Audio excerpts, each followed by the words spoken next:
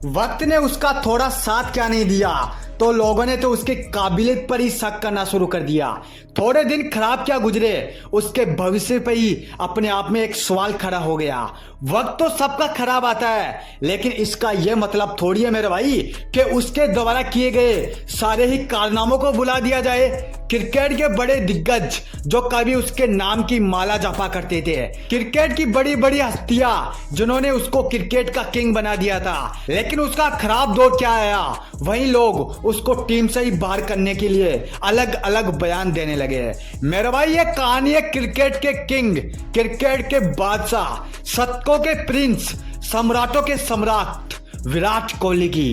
एक ऐसे कमबैक की कहानी जिसको दुनिया देखती रही, बस देखती ही रही। एक वक्त हुआ करता था जब दुनिया उसके नाम का गुणगान किया करती थी, लोग उसके तारीफों के पुल बांधा करते थे, लेकिन कुछ समय बाद ही उसका बुरा दौर शुरू हो जाता है। तो वही लोग जो उसको खुलकर सपोर्ट किया करते थे, उसको क्रिकेट का किंग बताते थे, विराट को कमेंट बॉक्स में गालियां देने लगे थे, उसको बुरा विराट बता रहे थे। 70 शतकों के सम्राट को वो क्रिकेट खेलना सिखा रहे थे। ये बुरा दौर लगातार बढ़ता जा रहा था। चारों तरफ विराट का नाम बदनाम हो चुका था। इतने सालों से कमाई हुई सारी इज्जत मिट्टी में मिल चुकी थी। दिन बदल रहे थे, तारीखें बदल रही थी, लेकिन विराट कोहली की फॉर्म वापस आने का नाम नहीं ले रही थी। और अंततः विराट कोहली के करियर पर एक फुल स्टॉप लग जाता है, उसके करियर पर काला दाग लग जाता है। अब लगातार विराट कोहली को हर एक मैच के बाद ड्रॉप किया जा रहा था। जब एक छोटा प्लेयर अपने देश के लिए रन नहीं बनाता तो वो टीम से बाहर बैठ सकता है, तो विराट कोहली क्यों नहीं। मेरे भाई ये बयान थे कपिल देव के, लेकिन भारत के कप्तान हिटमैन को अपने विराट पर पूरा भरोसा था कि वो एक दिन वो शेर वापस कमबैक करेगा और संपूर्ण विश्व को बताएगा कि विराट कोहली किस बला का नाम है, और संपूर्ण विश्व को बताएगा कि विराट कोहली का दौर अभी इतनी आसानी से खत्म नहीं होने वाला। चारों तरफ अपने लिए बुराइयां देखने के बाद, अपमान सहने के बाद तैयारी हो जाती है कमबैक की, विराट कमबैक की। आईसीसी मेंस टी20 World Cup 2022 India versus Pakistan, वो मैच जो मान और सम्मान का था। ये लड़ाई एक मैच की लड़ाई नहीं थी, ये लड़ाई थी अपने अपने देशों के लिए, अपने अपने देशों की इज्जत और मान सम्मान के लिए। पाकिस्तान ने अपने 20 ओवरों में 160 रन बनाए। ये 160 रन ज्यादा तो नहीं थे, लेकिन इन 160 रनों को बनाने में भारत लगातार अपने एक एक करके सारे योद्धा खो देती है।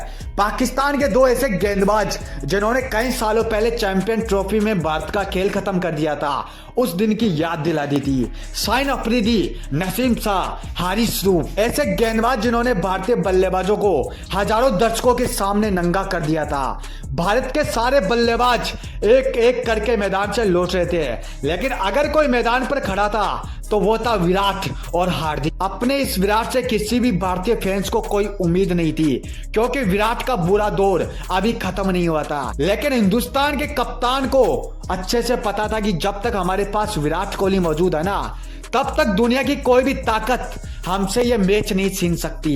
मैं मानता हूं कि विराट कोहली की फॉर्म नहीं है, लेकिन आज अपने देश की इज्जत के लिए विराट कोहली को खेलना पड़ेगा, और जब तक खेलना पड़ेगा कि जब तक उसकी टीम जीत ना जाए। और कप्तान का भरोसा भी इसी प्रकार कायम रहा। भारत इस मुकाबले से बाहर हो चुका था, लेकिन विराट कोहली ने अपनी काबिलियत के दम पर इस मैच का रुख मोड़ दिया था। जिन गेंदबाजों के सामने इनफॉर्म बल्लेबाज तक नहीं चल पाए, उन्हीं गेंदबाजों के सामने विराट कोहली ने विध्वंस मचा दिया। क्या हारिस रूफ, क्या शाहिन अफरीदी, सभी गेंदबाजों को उस दिन विराट कोहली ने पकड़ पकड़ कर मारा।